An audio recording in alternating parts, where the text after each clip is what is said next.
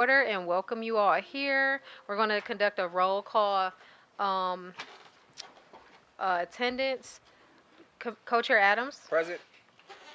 Commissioner Benito, Present. Commissioner Chura, Present.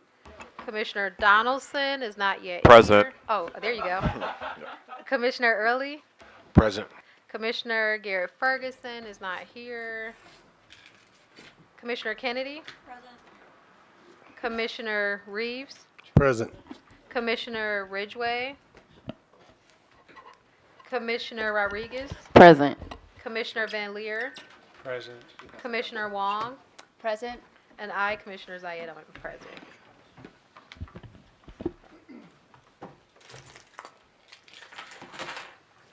We're going to move forward to the adoption of the agenda.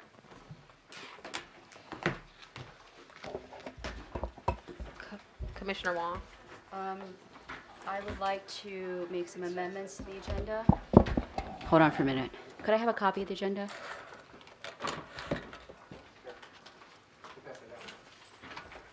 And does everyone in the audience have something? Okay. Okay, let's see. I would like to add a motion first for the initiation of a HR disciplinary process according to Civil Service Rule number 9 for Mr. Jason Goodrick. Okay, and then, is that all? No. I believe that GPO's 4.6 and whatever Mr. Van Leer is presenting, especially the one that is for the corrective action policy, that was delivered to us 24 hours ago. It says on the policy, this general police order has been revised in its entirety. What is your request in regards to the That be GPO? moved to another meeting. And then I would like to understand why the motion for systemic retaliation is not on this agenda. It was on the agenda in September. We didn't have quorum. The next month, you moved out of order to end the meeting early, 37 minutes, because you had anxiety over something. Well, I'm sorry, what was the name of the first motion you wanted to add to the? No, the first motion. The that first you- motion, we're adding a motion according to Civil Service Rule number 9 to open a disciplinary process for Jason Goodrick. Since he is now no longer the interim executive director, I conferred with city law, and they said Okay, that. no, we don't want that. We just need to, is there a second to add the Civil Service 9 discipline process to the agenda?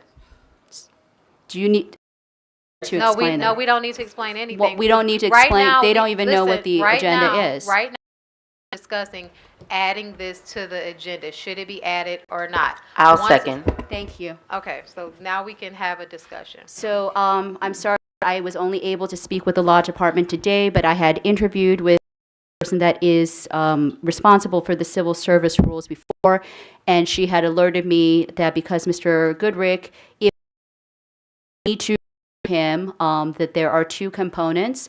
He is both, at that point, he was the interim executive director and also a civil servant. Now it appears, just to give people background, his term has expired for the interim executive director, so he falls back to administrative manager. Contrary to what Dr. Adams stated today in email, we do have the authority to initiate a process into whether Mr. Goodrick should be removed. And Ms. Tiffany Fishbaugh, is that her name? She explained it to me, and she sent me the rules. So again, I do want to note that the co-chairs are providing misinformation to the commission. So the process would generally be outlined that there would be allegations made. There would be a neutral investigator that would investigate these allegations. They would bring back a report to us, and then in executive session, we would confer as to what to do. At this point, then if we decide that he should be removed, he'll be removed from the civil service rank.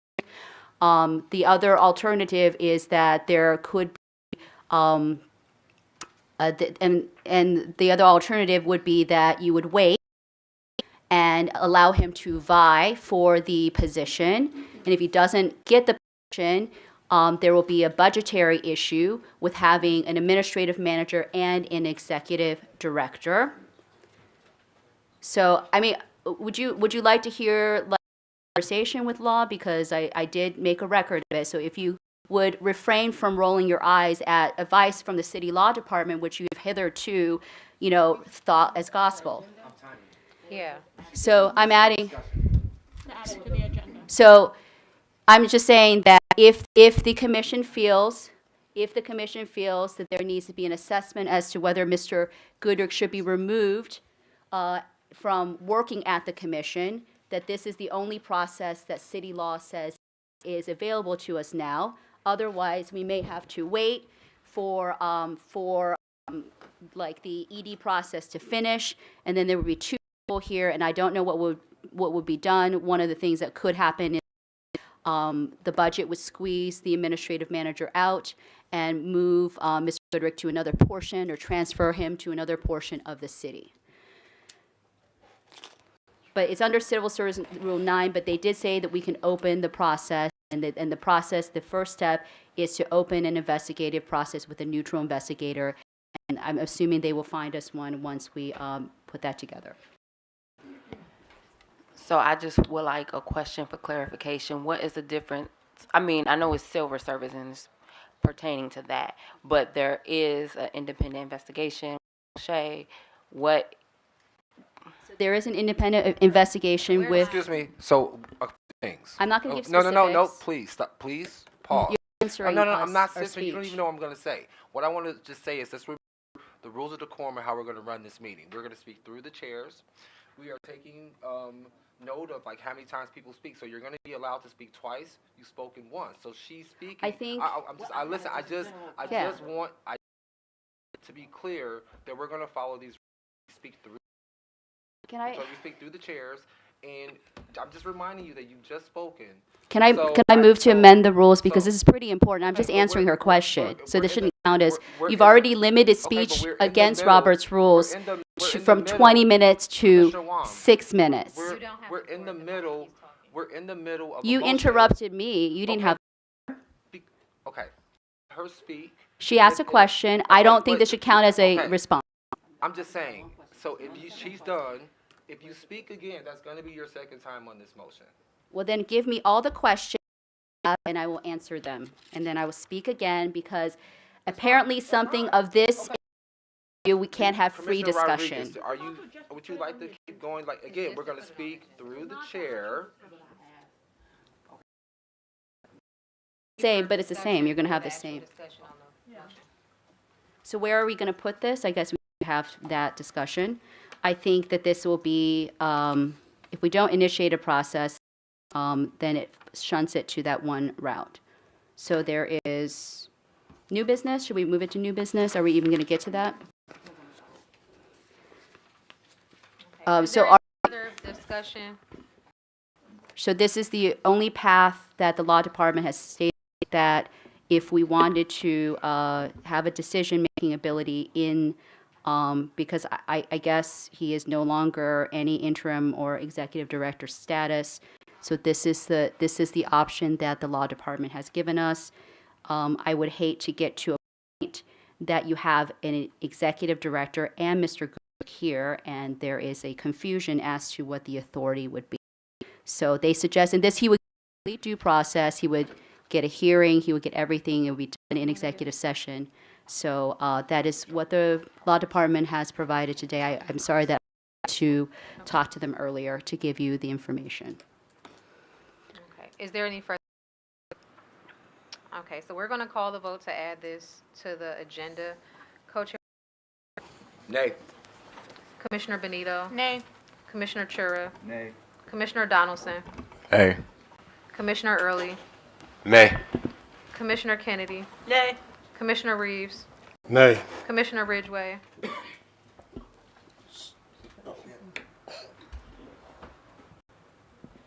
I don't like abstaining from anything, but I'm just walking in. I wasn't privy to. Do you want me to explain You, it? you No, don't have to okay. explain it, but could you repeat what's on the table for me, Adding please? civil service rule number, and that's to conduct a disciplinary investigation against Jason Goodrich So this is just an agenda item. to add to the add. agenda. Yay. Commissioner Rodriguez? Yes. Commissioner Van Leer? No. I'm sorry? No. No. Commissioner Wong? Aye. And I vote no. It does Um, not get added to the agenda. There, And so, through the chair, please. through the chair, will this ever be put on the agenda? Because this is a structural problem that we have. Do you intend to ever deal with the So that discipline? we're motion gonna- has failed, so we So would we're like to gonna move on go to on the next item. to the next item. So Commissioner Wong has shared that she would like the GPO that are being discussed tonight to be moved to a different meeting. Just the corrective action, Chief. Corrective action. Is there a And sec- is because there we a got it second for that? 24 hours ago, and it says it's been revised in its entirety. Is there a second for that?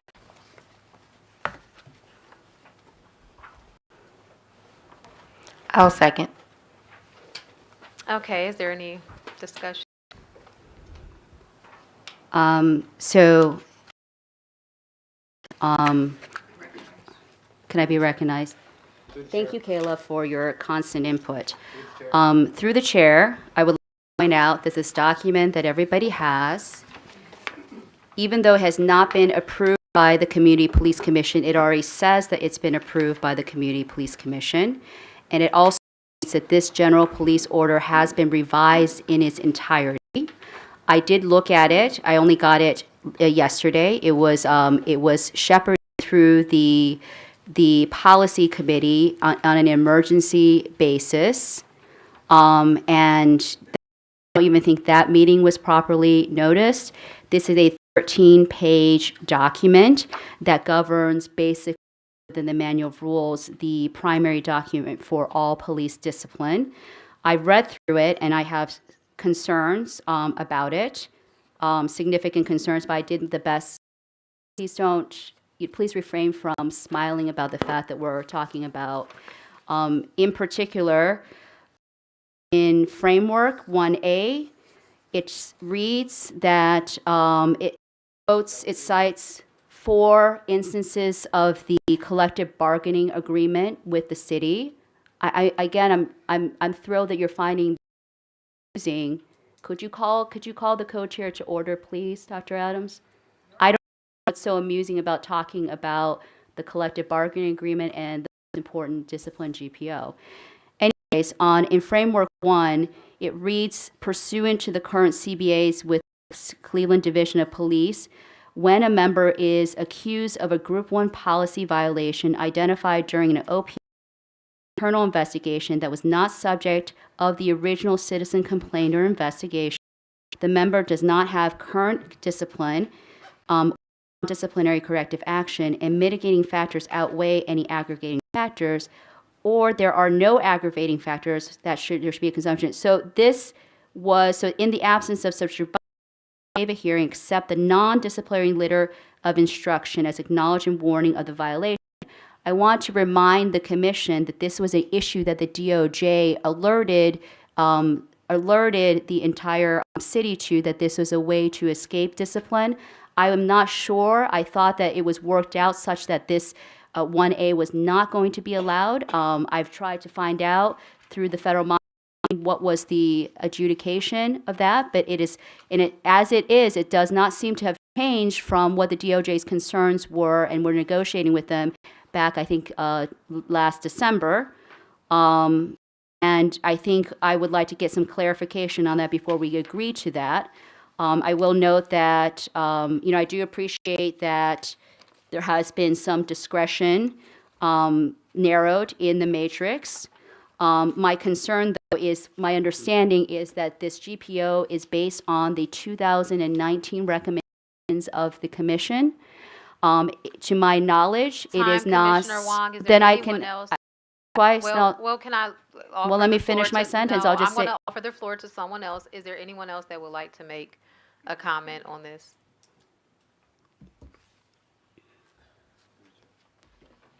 Chair. Commissioner Van Leer. Yeah, so this is not a discussion about the the GPO draft.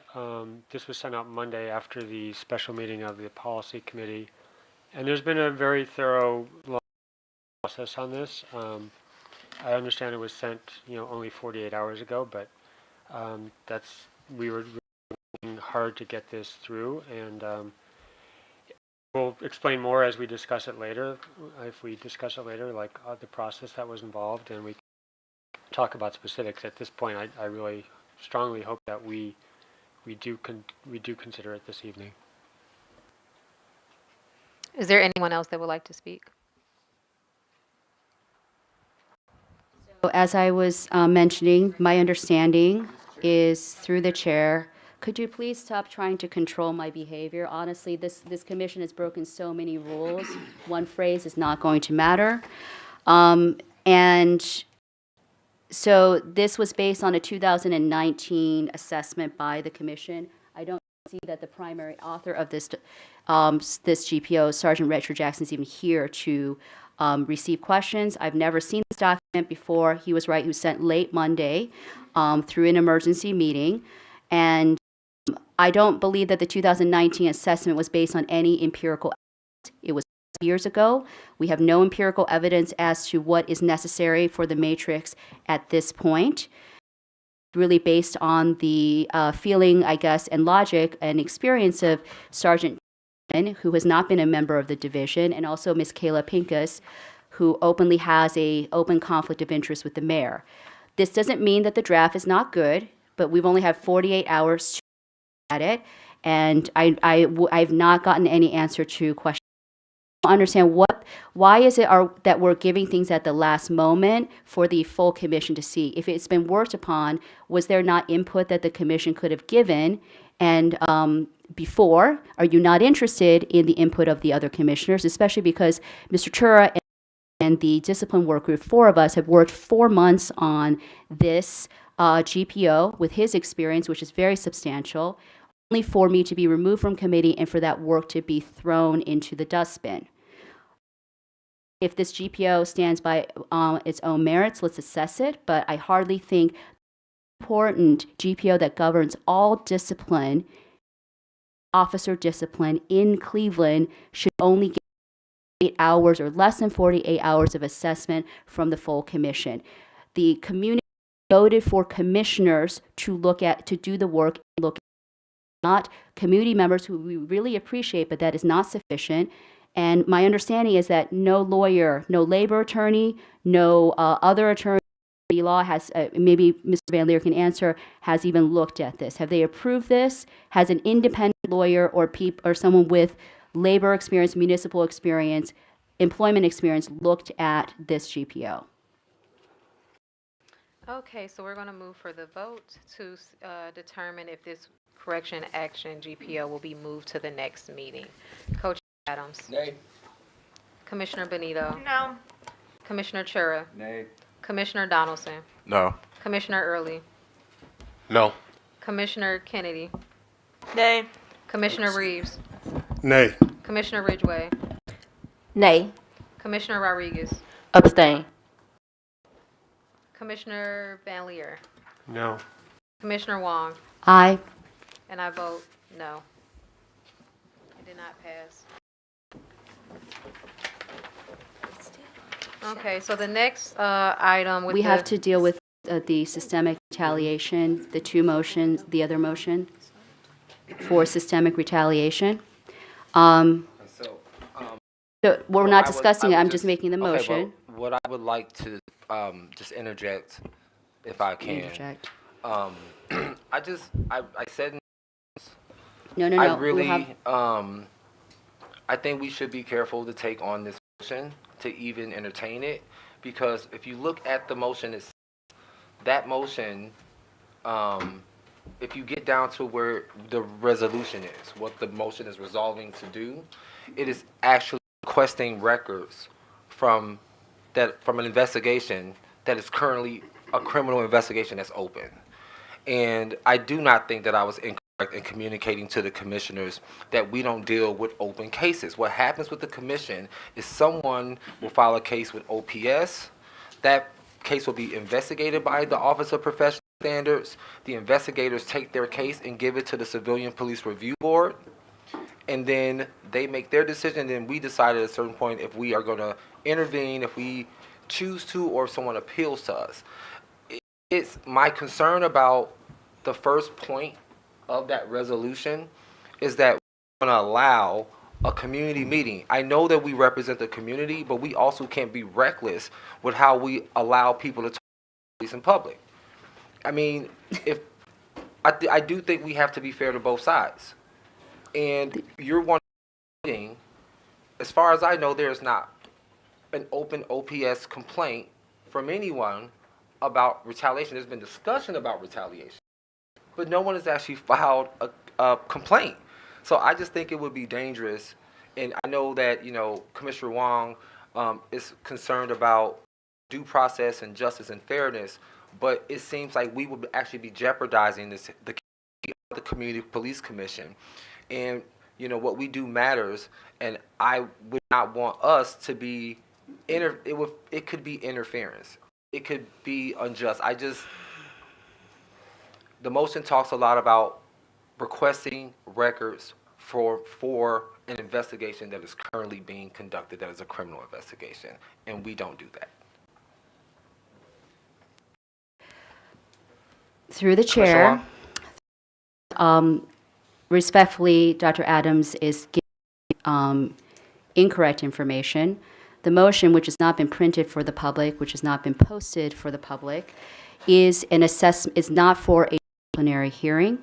It is for an assessment, so it has then it's no longer connected to a case of any sort. I made, when this motion wasn't accepted by the co-chairs multiple times, I made it as an appeal for myself because I personally, any commissioner the appeal, I'm making the appeal for systemic retaliation, police, upon myself, Mr. Toll, other citizens, for reporting police misconduct.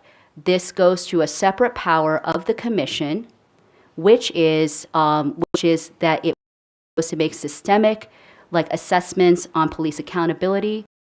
Retaliation for police misconduct is in absolute violation of the consent decree and also of police GPOs.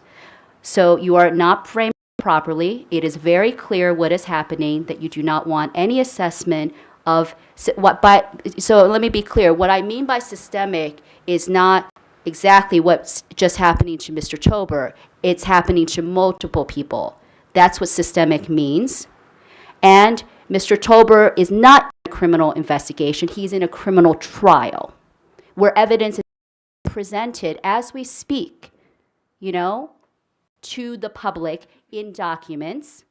And I don't understand what is the problem of, if a person wants to speak and make accusations against the police, you think that's dangerous? You think that we need to be managing how the community speaks about their experiences with the police? And if you do not think this is happening, then why not just have the hearing? I'm not going to have the evidence I asked for retaliation against Mr. Tober, but other people bring other evidence. And my hope was that if we gather enough information, if you care to gather the information of many people making these allegations, because it's a systemic analysis. This is not an OPS case. We're linking together if there is a pattern of misconduct by the CDP officers. And what is wrong with that? We've already heard multiple citizens come on public record telling us that there has been misconduct. I've received personal emails from citizens also saying that there's misconduct and there's retaliation, and that Mr. Goodrick has refused to make those records requests. So this is the product of me trying all the other mechanisms to get you guys to actually do your job. Whether it's one citizen or a lot of citizens, certainly if it's a lot of citizens, we should be taking. So you have professors alleging this, you have Mr. Tober alleging this, you have OPS investigators alleging it, you have a commissioner alleging it. Points for you to do something, then what is the point of this commission?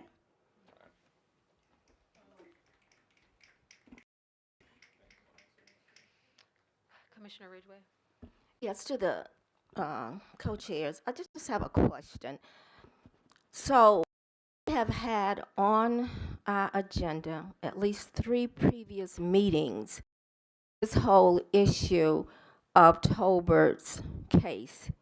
Is this particular what requested now? How does this differ from the 3 times it was on our agenda? We just never got to it.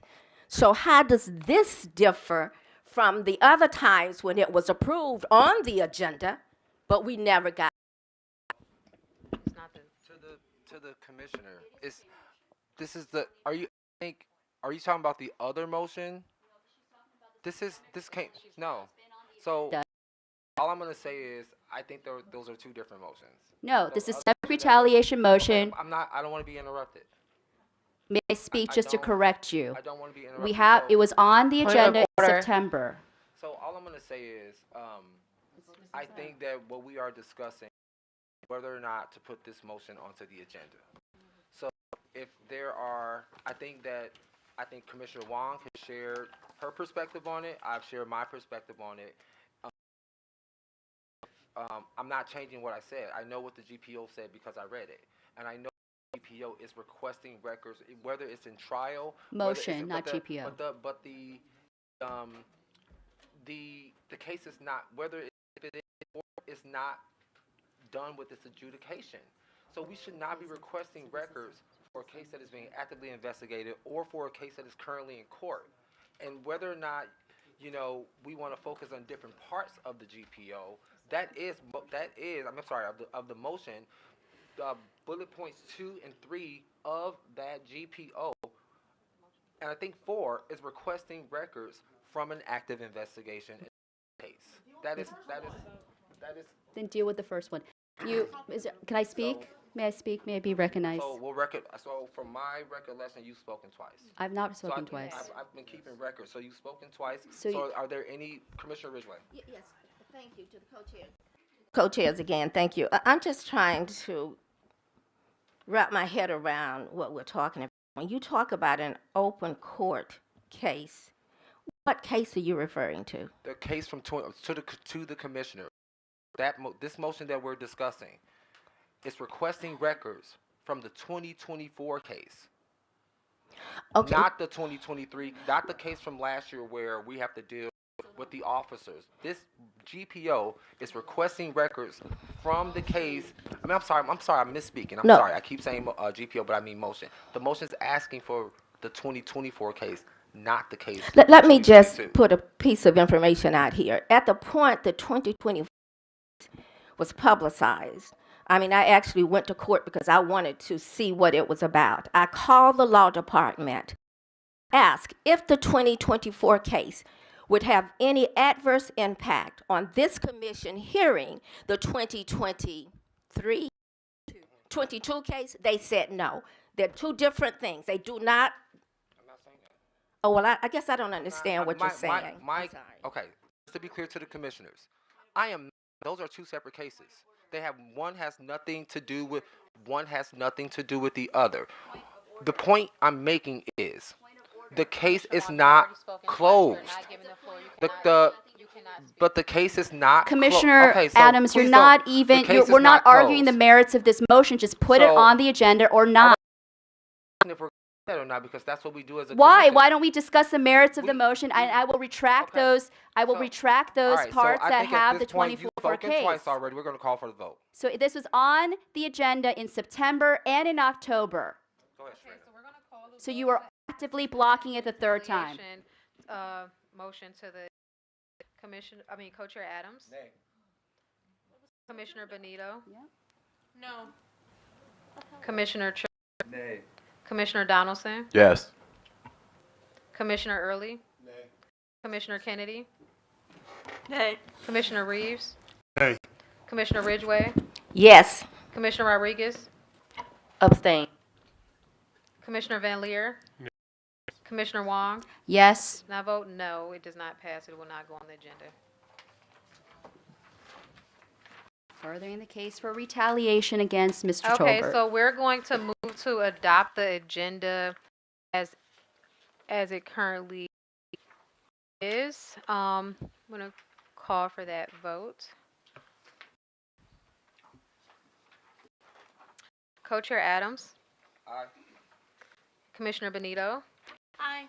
Commissioner Chura, Aye. Commissioner Donaldson, Aye. Commissioner Early, Aye.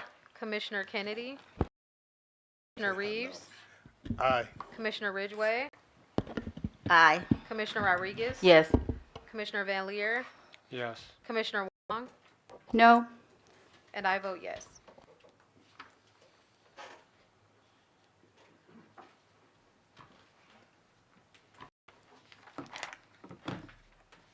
Okay, we're going to move forward, and I'm going to remind commissioners to review our meeting decorum rules, and our members of the public to review our guidelines for general public comment. You all have 3 minutes, and commissioners please to speak through the chair and only speak when you have the floor.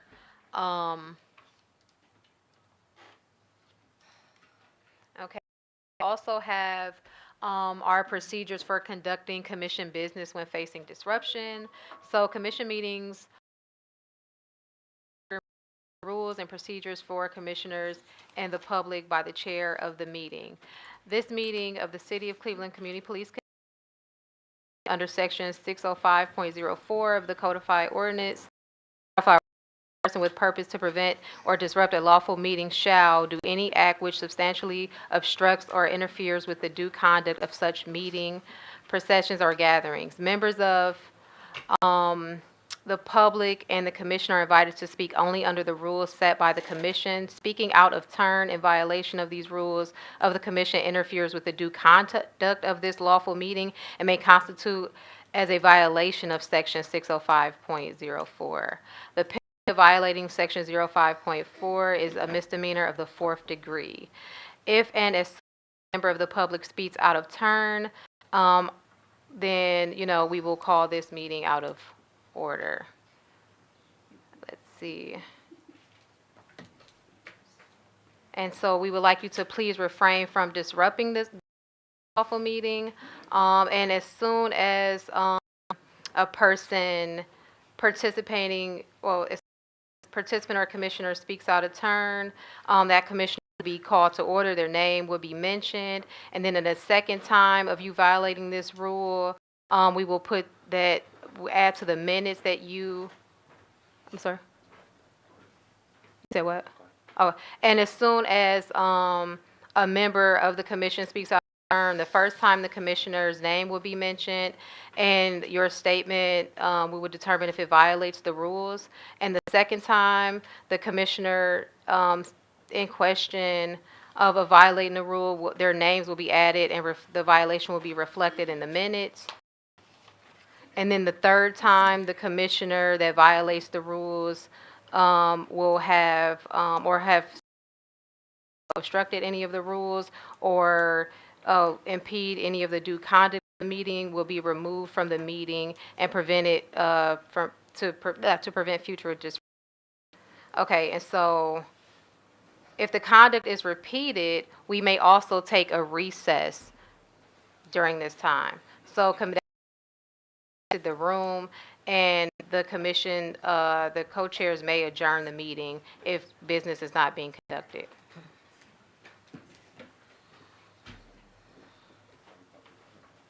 So now we're going to move on to approval of the meeting minutes. Jocelyn sent out minutes from the previous meeting.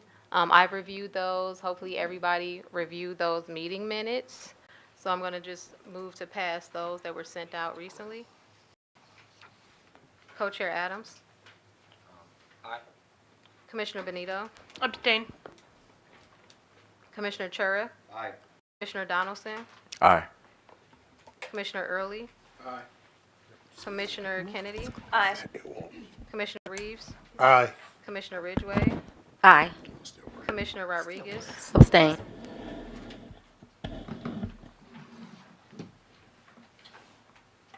I'm sorry, did I say Commissioner Ridgway? Okay. Commissioner Van Leer. Yes. Commissioner Wong.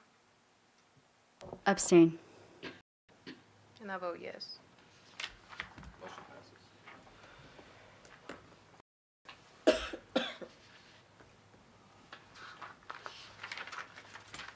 Okay, so we're gonna move on to public comment. So the first one is it Wagger?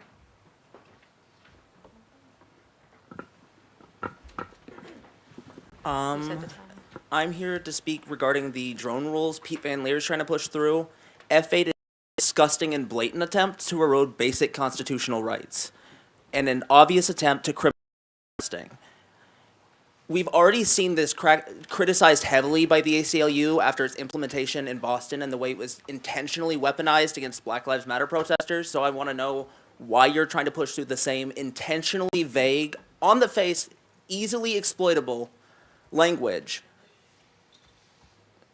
for a massive fascist expansion in the way policing is done here. Why on earth would you turn around and there really is no excuse for it. We've already seen endless repression against the organizers in the city, whether it be New Era or the Cleveland Palestine advocacy community. We've seen constant abuses. And for a commission that can't even in 2 years handle a single case, you expect to monitor whether or not this is going to be exploited by the police, whether or not they're actually using the drones properly. Honestly, if you pass this through, any abuses are on you, Pete. Thank you, Pete, for your work. Should jury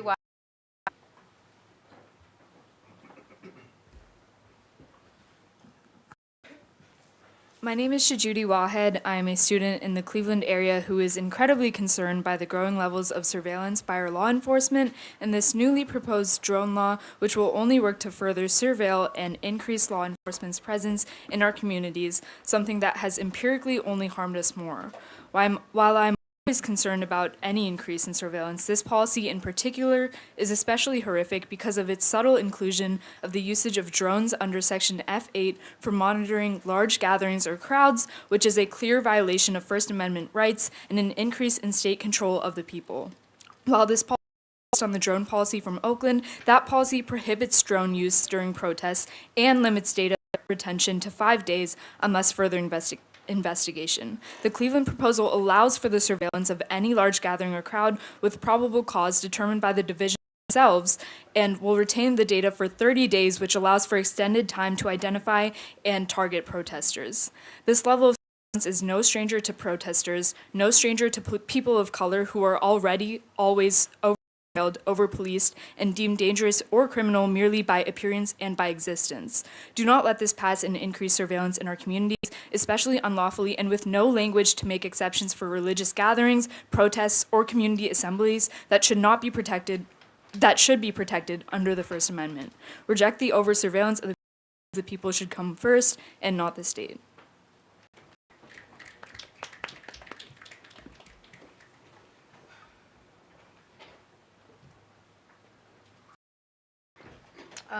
last name Manzi?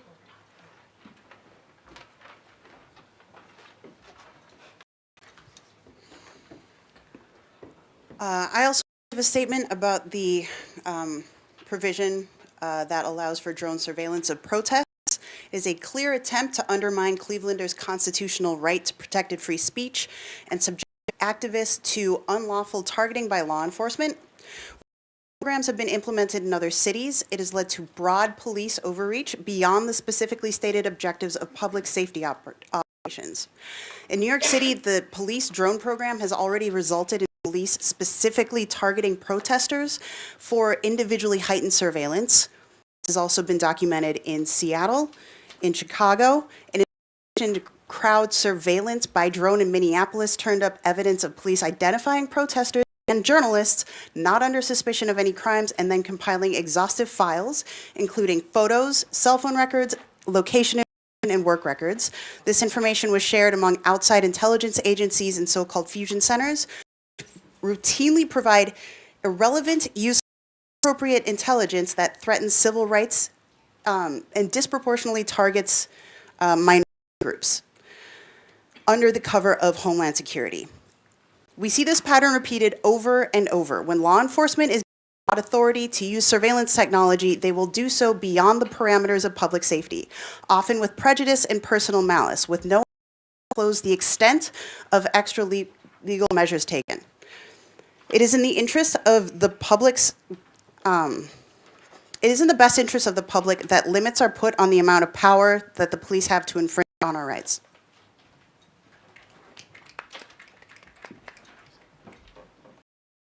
Crystal Knight. I was coming up here to speak about the new, and I say that very loosely, use of drones in our city. It deeply concerns me for a wide range of reasons, especially as we've seen other cities use drones as a way to monitor protests and silence Black and Palestinian people. But what's more concerning to me is the fact that it's in the hands of some of the most vile and corrupt people. Not only has the police misconducted themselves and falsely accused community leaders rather frequently, you guys at the commission have done nothing but collaborate, excuse, praise, and protect these same officers. In 2022, Chairman Fahim was arrested for a protected activity, which resulted to him filing a civil case against the city, and he won. After that, he filed a separate case with this to stop further misconduct and abuse against civilians. Y'all have yet to respond to that, and you guys even laughed at Commissioner Terry Wong for calling you guys out for the lack of care and concern that you guys have for Raheem. And then just to even put cherry on top, more recently, Pete Van Leer not only lied about getting approval for the drones, but carried out a misogynistic and threatening attack on the only commissioner who actually cares about the community. With that being said, how can we trust y'all and the police commission and the police to use these drones for actual protection for the community, especially when the actions of the commission shows us that all the work you guys do is against us? Like, y'all literally have a lack for care to the community, and it shows how y'all treat Terry. Like, y'all sitting up here arguing with her and trying to silence her when we clearly see it, and y'all should stop. But boy, all that being said, justice for Fahim, and none of y'all deserve to be in these seats. Heather Hall.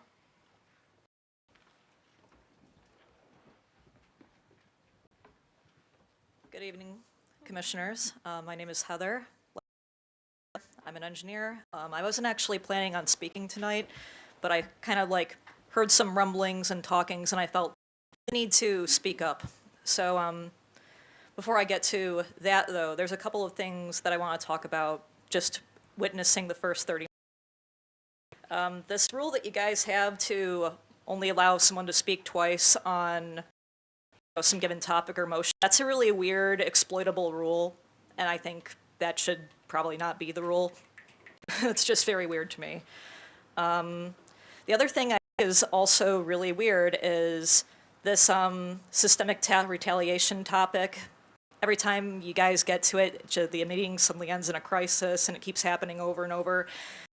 On the agenda, and then you've taken it off the agenda and just refuse to address it, even though you voted to put it on the agenda already, and it's just very strange. So what you have is you have people going through the proper channels to get these things addressed, and then for some reason it falls through.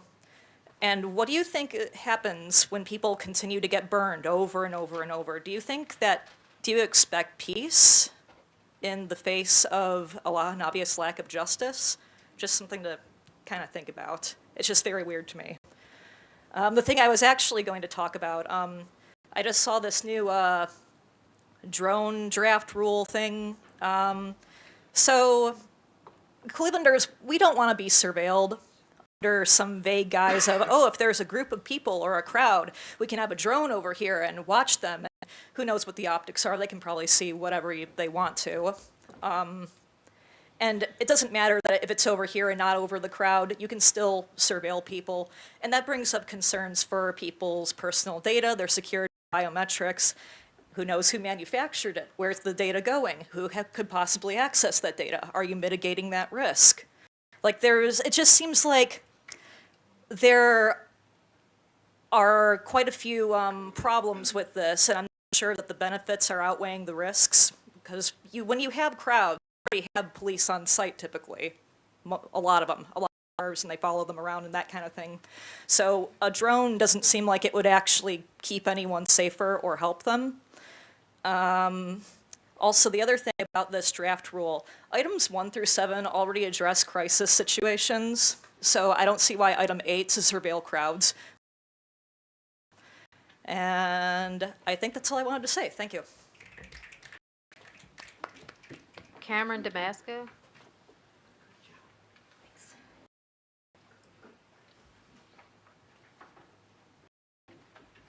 Good evening, everyone. I just want to start by seconding what everyone has said here in regards to the drone policy and in particular line F8. The idea that the division can surveil any crowd so long as they deem there is a, quote, legitimate law enforcement purpose, that is just a blank check to surveillance. It is going to lead to First Amendment violations. It's going to lead to people getting sued. And if this passes, I really hope it does lead to Commissioner Pete Van Leer getting sued because he is the one who is pushing this forward. Also, the thing I really want to talk about is the fact that the only reason the public knows anything about this is because Commissioner Terry Wong put this out and alerted the public and made everybody what was in this motion. She helped get it out to the public, shared the PDFs, things that you all really should be doing. This policy was presented at a committee meeting that was not announced ahead of time to the public. It was pushed ahead 8 days, so there was really no way for anyone ahead of time to know this was happening. I think it's illegal for you all to do that, but it's hard to keep track of all the illegal things that you are doing. Like, it honestly is mind-boggling to try to keep track of it all. So, yeah, I really want to emphasize that, and also I want to speak to how I have seen Commissioner Terry Wong retaliated, abused, and harassed for the past year, and the response from you all to just laugh about it, to go along with it, it is absolutely sickening.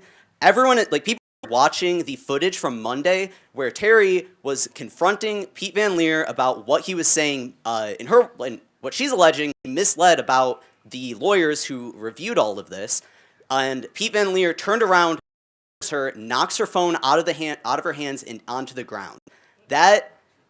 It's shocking. I can only imagine how Commissioner Wong felt experiencing that, and she has experienced numerous cases of retaliation. There was an attempt to arrest a table back in July, and that footage, she shared the body cam footage on September 8th, the day after the commissioner who attempted to get her arrested, Chandra Benito, the day after that, she announced a 3-month leave. Right after that, September 9th, and then November 12th, the first time I saw Benito again at a meeting, it was to approve the drone policy. It was to approve it at a meeting that was not announced ahead of time. Like, you all really, like, how all are trying to stay silent on this? It's, like, ridiculous. I don't know how you all can live with yourself staying silent about what happened to Terry, and it's, like, emotional. She's called me multiple times after these meetings, distraught about how you all are treating her, and you all just remain silent. It's ridiculous. You laugh. It is sickening. And, like, it honestly makes me Time. sick. Thank you very much. Kate Pincus.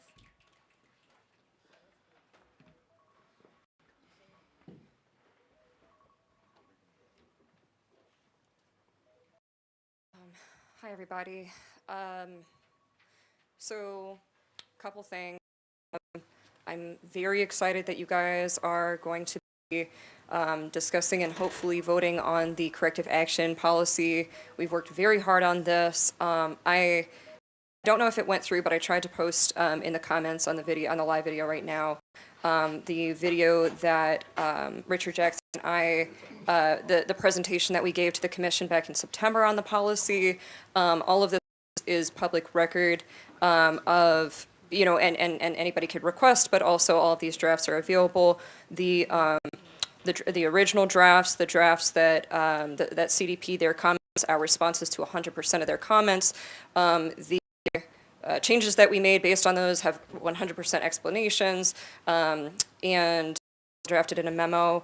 Again, anybody can do a public records request for any of those things or can be shared, whatever. There's nothing to hide. So I'm excited about it, and to me, it's a reflection of what can come from persisting with this work, and you know, even when things get difficult. I think that one thing I just want to say is that in this meeting, because I really hope we are able to get to that policy, but in general, you know, like I think that you know the ops are not a person. Like the opposition is not necessarily a person. it's distraction. And so to whatever extent you're able to, because sometimes people you don't like make valid points, so it's not about, I think, opposing a singular person, but making sure that you're kind of, staying in your own body and staying present. This is even sitting in the audience. So please, I think that there are specific people. I'll just say I think that actually Van Leer has been targeted, and I think that it's really important to hold our public officials accountable. So don't get me wrong. I think that if you think somebody's doing something wrong, you should speak on that. But I think that what's been happening, this is bullying, and so it's important, I think, as we're considering our moral compass and who we are, that we're just making sure we're checking the facts that we're getting and things of that nature. He and I don't always get along, but to me, it is what it is. When you look at what's happening, it feels like a very targeted to push somebody over the edge or something. I was also here the other day for all of these meetings have been completely notified to the public. There is all records of that, and I was here for the incident that occurred the other day, and what was shared just now on the microphone is not accurate, and nor is not accurate actually according to anybody. Commissioner Wong, not disrupt a anybody- community member I during will public comment. You Because- cannot. Because Do I the get my video time? shows that Just Pete wanna Van make sure Leer my time- approached me, Order. then you Point can of cut order. me off because Point I'm of not going to let order. this woman who's having a personal relationship with the mayor Commissioner Wong, no, lie. no, Then we will shut down the Commissioner meeting. Wong, no, we need to shut down the meeting. We don't need to do that. What we need to do, Because listen, I'm not going to have Commissioner somebody Wong, you don't lie have to about raise your him voice and like her that. battering. I'm not going to do that. No. We respected the other opinions. No, you like those it's not an opinions, opinion. So let She's them, stating something that is listen, not factual. things that were not factual I were was said before. So physically no, we're harmed gonna let by her these finish. people. What We are you going doing? to let her These two finish. need to be You don't removed need from to the yell. entire You don't need commission. to yell. You don't need Well, to I yell. have to yell because Let her apparently finish. you will not let me You speak. can let her finish her comment. No, she actually said Let that, her would finish her would comment. everybody like Please to let look her- at the I'm footage? asking Would you everybody to like let to her- look at the footage I'm of what asking he you to did? please let her He finish her committed public comment. battery. I am not going to tolerate, I'm not Can she going to please tolerate finish all her- these lies anymore.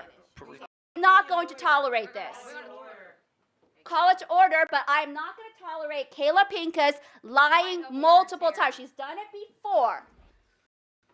The entire police report. If you All right, look at so to the video, public, is I call this fraudulent. meeting to order. Please refrain from disrupting this lawful meeting, speaking out of turn, in violation of the rules of this commission. Evidences your intent to interfere with the due conduct of this meeting. This is a warning that such just don't- activity may just don't constitute respond. a violation Rosie, of the Rosie, codified Okay, ordinance and must I'm in stop. violation.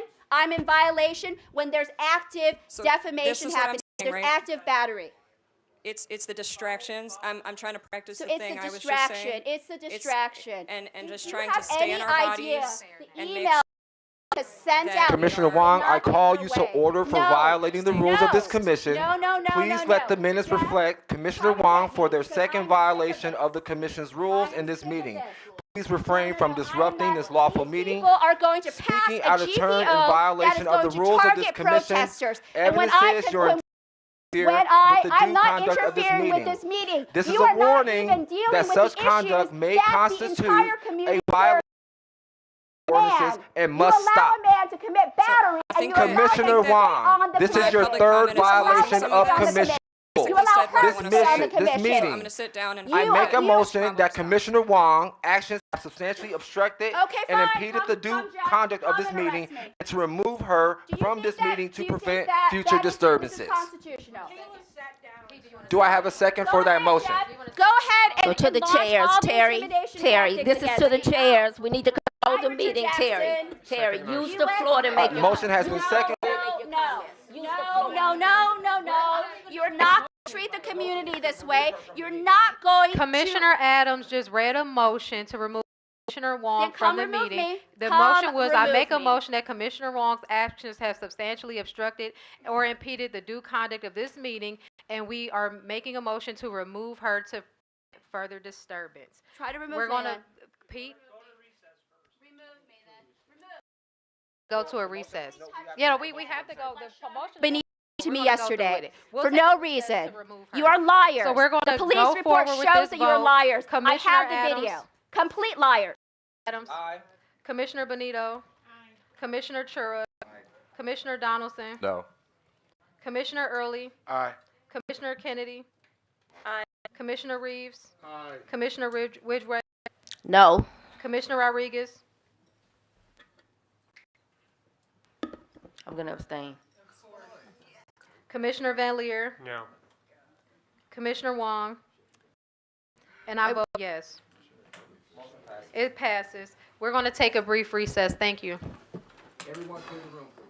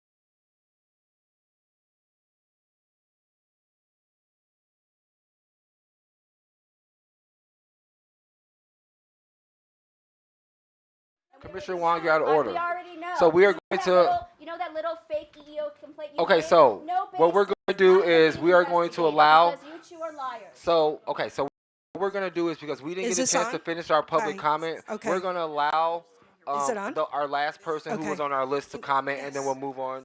Two more people my who need beer. to comment, and then we're going to let them make their comment, and then we'll move on with the meeting. Thank you. Hi, my name is Rosie Palfy, and as you all know, I was a former member of the Mental Health Response Advisory Committee, known as MAC. It was created under the consent decree. I was a member for 8 years. As you can see, my shirt says, "Remember Tanisha Anderson." Last week was the 10-year anniversary of Tanisha Anderson's death. What I wanted to bring up is that the MRAC had a meeting last week, and they announced that next year's annual in-service crisis intervention training is going to be about officer wellness. With all due respect to police officers, they know I support them, officer wellness appears nowhere in the consent decree. The city of Cleveland did a 2-hour officer wellness block. I believe it was in either 2018 or 2019 under crisis intervention. Your job is to approve training, and I think that you all should look into this. They have not done training on all the vulnerable populations, so they've done it on youth, the homeless, autism, but they haven't done training on veterans, which as a disabled veteran is a big concern for me. They also haven't done training on the elderly. Almost every week there's a news alert about somebody in Cuyahoga County with dementia who's gone missing. The other thing I wanted to say was a few years ago, probably 5 years ago, I had done some research when they were going to do their officer wellness training, and I found this DVD, Code 9 Officer Needs Assistance. I spent $25 for numerous copies. I gave one to the then crisis intervention coordinator, Captain James Purcell. Unfortunately, he passed away. Since then, I gave to all the reps that were at the time. Officer wellness is extremely important, but if the city values their officers, they will do this training as part of their employee assistance program.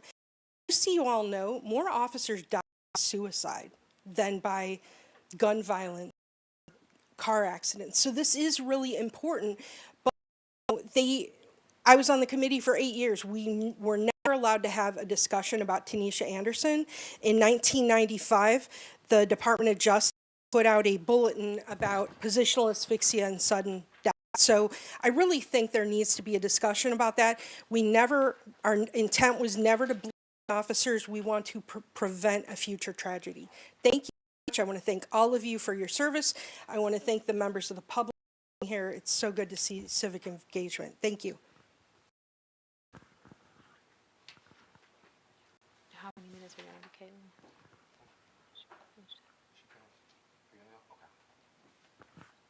I'm going to just take just a second to say that I am not comfortable otherwise really. I feel like it's important to, with absolute fault of these officers here who spoke with, this is on camera, and the fact that our police will not these officers, but that the people who they, whether it's the 3rd District commanders, whether it's the chief of police who's giving these orders, I don't know. But to not intervene is, I think that it's it's non-feasant at best, and that is not really, that's not doing your duty as a sworn officer. And I think that, and not you have to, I understand you have to kind of abide by, you know, your chain of command.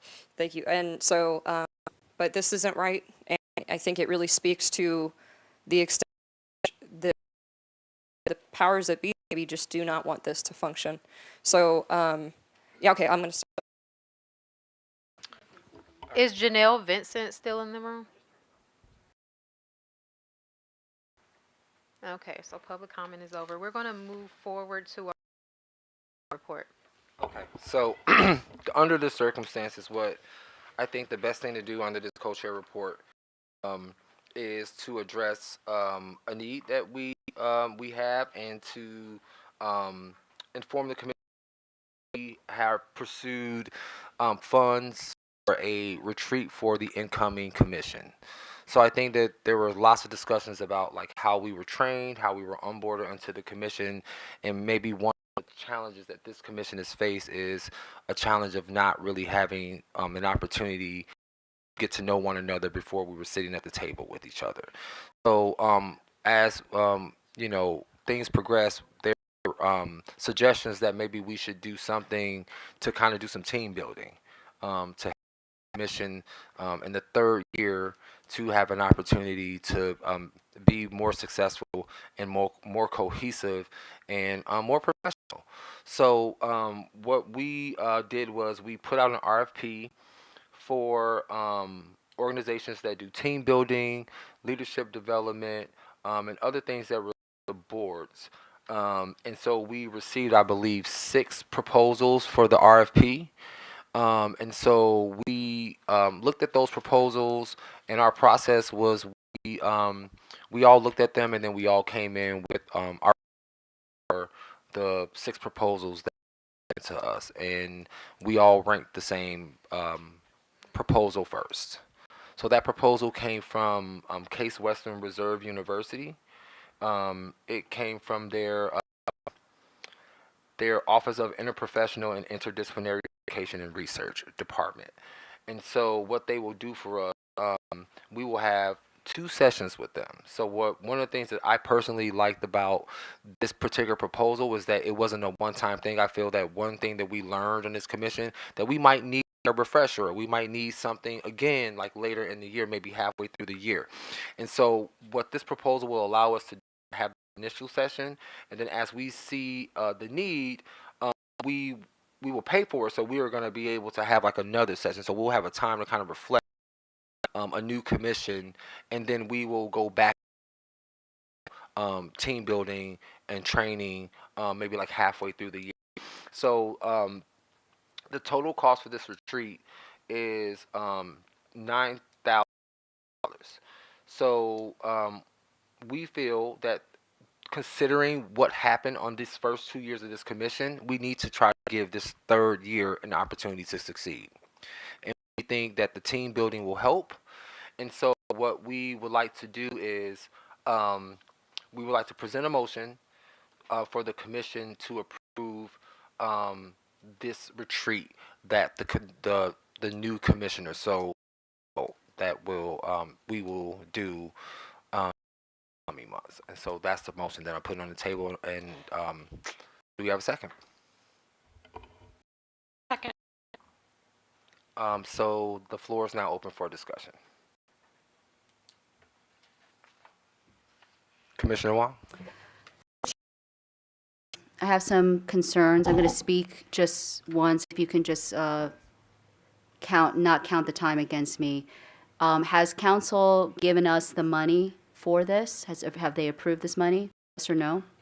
The funds have been encumbered. They have been approved, and the contract is ready. And on this retreat, you intend to do what? Because it appears like a massive Open Meetings Act violation waiting to happen. This is not theoretical. There have been bodies that went to a restaurant together, and there are too many of them there, and it was found to be a violation. And I also want to ask, what is the point of spending $9,900 on a retreat, another vacation? Because what I saw at NACOL, which was costing $2,500 a person, was that the commissioners that went there, Van Leer, Benito, Zayed, Adams, and I think that's it, and me, did not really engage in many of the sessions, unless you were just coincidentally all the opposite section as me. I saw people. This is a waste of public money. There has been no effort to secure, and this commission has done absolutely no work in terms of police accountability. So, and if I am the scapegoat, and if Alana if I'm the source of the problem, why do you need to go on this retreat and spend more of the public's money and use it because this is not necessary, right? Then the mayor said that he made exceptional efforts to pick people that would work well together, whatever that means.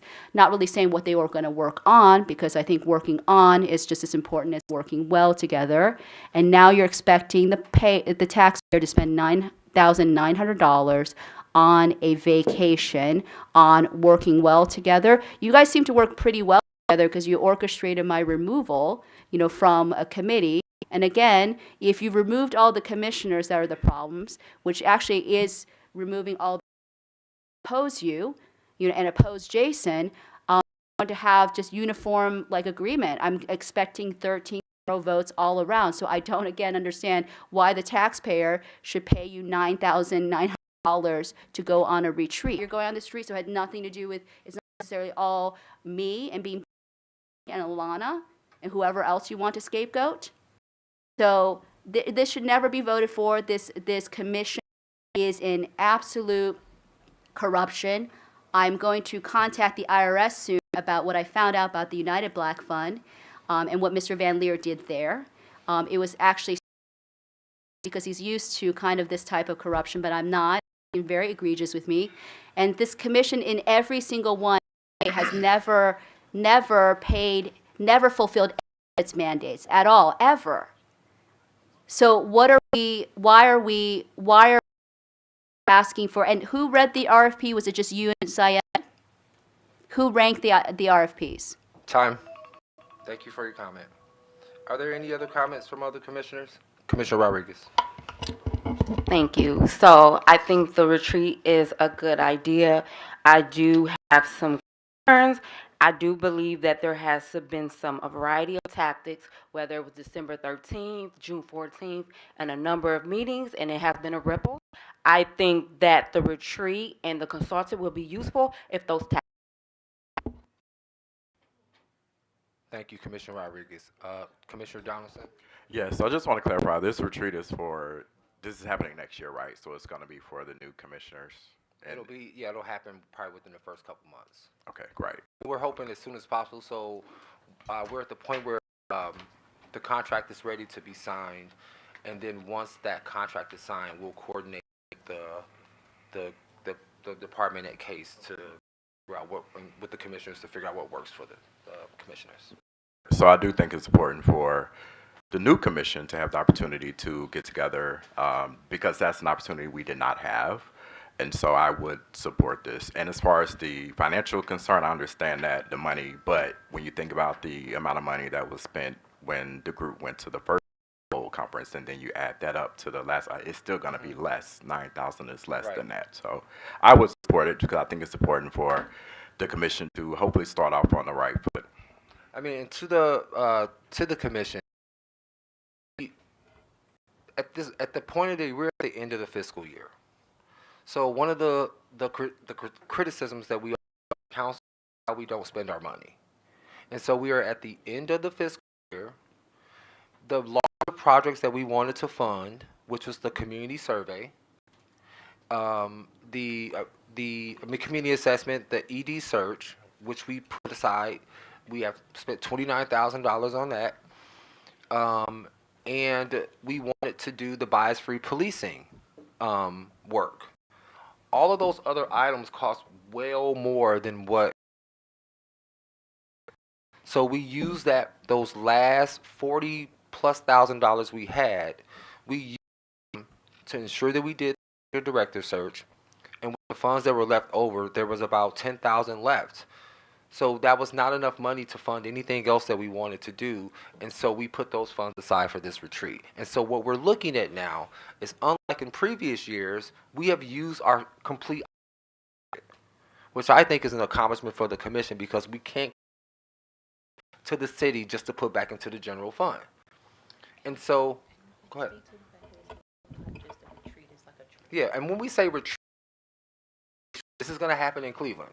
This is going to happen like on a Saturday in Cleveland, where we're probably going to go to this Department on Cases campus, and we're going to be there for like a full day. So we're not, right, so we're not, we get, I mean, the budget for the food is $500. It's not like we're spending money on fluff. The options that we thought it was best to spend the money on something that could be useful for the new commission rather than send it back to the general fund. That money, we did not have enough to do anything else with. So we used it for the retreat. And I'll add that this isn't just a one and done. John said, Coach Adams said before, they'll be working with us to ensure that we're able to use the training that we receive, that we are working well together, and that we are functioning and executing the vision and the mission that we create together. And that'll be one of the things that will happen. Like I think that we wanted to do in the beginning, but we never got around to it, which is like figuring out what our shared vision for the commission is as commissioners. So I know we had that brainstorming session before, but we never really got to flush out like a collective vision for what the commissioners wanted to accomplish, and then not just what the commissioners want to accomplish. How do the individual commissioners then figure out what role do they play in whatever that vision and goal for the commission is? I think that's important. Commissioner Wong? Okay, so I will note that $9,900 is still a lot of money a day, even if it's how many days? Two sessions, how many hours? A whole day. Is there going to be an agenda posted for the public to know what the nature of this is? What you're doing? Is it going to be open to the public at all? Is it going to be open to the public? And here's the thing: if we wanted, you're not going to answer these questions. Well, you could just give me, you're supposed to have 10 minutes of time in Robert's Rules, and you guys narrowed it. And I remember Mr. Goodrick saying, well, you have $9,900, right? So you've now prioritized $9,900, which amounts to probably a good number of hours for a lawyer. We have no lawyer right now. I sure would like to have used that money to actually look at these GPOs and assess them for legal viability. But you guys choose to go do like a little get-together. And there apparently was more money left because it was the ED search, but we never had any money for the independent lawyer, right? That was what Jason said all the time. We never had the money. Nobody will work for us part-time. Well, Mr. Wallach was working just little by little. It's the same thing. So it is clear that the priorities of these commissioners is to make it look like that something is happening on the commission when no work is actually being done. Because I can't imagine doing discipline work, policy work, training work without a lawyer. We've been, again, without a lawyer because Ms. Benito moved on specious grounds to get rid of Mr. Wallach. You all agreed with it except for maybe Jim, and Jan wasn't even here. We have no lawyer. You cannot do the work without a lawyer. We are civilians. Whatever I've gleaned from like reading about the First Amendment cases and Fourth Amendment, that does not suffice. So I think it's very interesting that you're choosing, that you think that yes, there is extra money, but we never thought to actually get us something that could actually help us do the work. And still, from the law department, there's all these assistant directors of law. Where are our lawyers? Nothing. Martin went away, everything. So this is very clear that it's going to be, now that you've controlled the commission, I'm just going to lay it out for people. Now they've controlled the commission, they're controlling the votes, you're going to see 13-0 votes. Maybe every once in a while someone will pretend to have a little bit of dissent, and then you're going to go on retreats and pay consultants. That is not what the community asked you to do, is to put more money into consultant budgets. You're supposed to be putting money into, even the division's resources would be better than consultant budgets, and into the community. And you've done nothing, nothing. $10,000 is more than probably some people earn in 1/3 of a year. 1/3 of a year, 4 months here. And you want to give it to us too because you guys need help.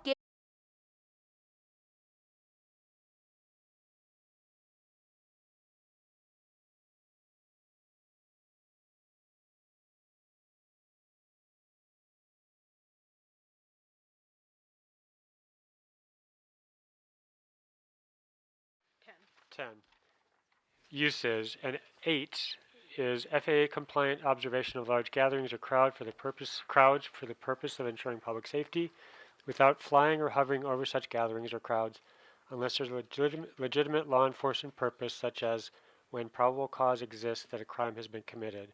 So the work group member had strongly suggested, and after we were talking through it, I agreed, And then, as I said before, we've heard from other members of the public that this should be removed as well. So that would be my proposal, that we go through this. So the process on this has been that there was a small work group of Brian Ray and Tanisha Fair, who are members of the overall surveillance tech work group. They drew heavily from the Oakland policy. Oakland has strong oversight on their surveillance technology, and they drew a lot from that. We had conversations with the division on it, and made some changes, but largely left it intact. I did then send it out to some community members and to the surveillance tech work group as a whole. One of them did respond with agreement, and then again, this individual, Brian Ray, got back to me later because he'd been out of town. So I did not get a lot of response from others, but I have since other things have been said, a couple of them have responded. So yeah, I mean, it's not that they responded about the content, but they did respond that they had received it, had not responded. But I did send it out to a lot of people. And it's overall, you've had some time, hopefully, to look at it since last week. I think the main thing is that we added a lot from Oakland and revised it to make sure that it was constitutional, and that's where we're at.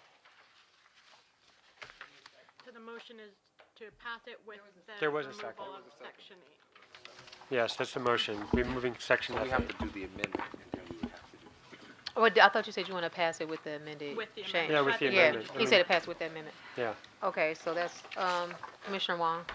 Through the chair, while I appreciate the concession that was extracted from so many community members and me pushing on this issue, because I spoke to Brian Ray today, and I spoke to Lou Katz, and I spoke to Gordon Freeman, and I spoke to Jonathan Whitmer-Rich, who are constitutional experts.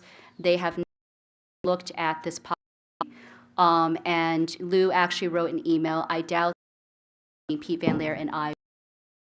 The problem, though I applaud the removal of the amendment, and Mr. Van Leer is again misleading the public, the Oakland policy 8 in it, that part that he read was added in by the division intentionally. Moving it solves one problem, but it doesn't solve other problems because there's other parts that reference this policy. I have other comments on, and that was just from a superficial reading without any type of kind of help from constitutional lawyers. I've not been able to have a conversation with Terry Gilbert with my assessments. We have ACLU things. This is not ready for passing because there are actual things in this policy that also reference the content of FA. So merely removing it is insufficient. Again, other issues as have been actually item 9G is a huge problem. Let me read it.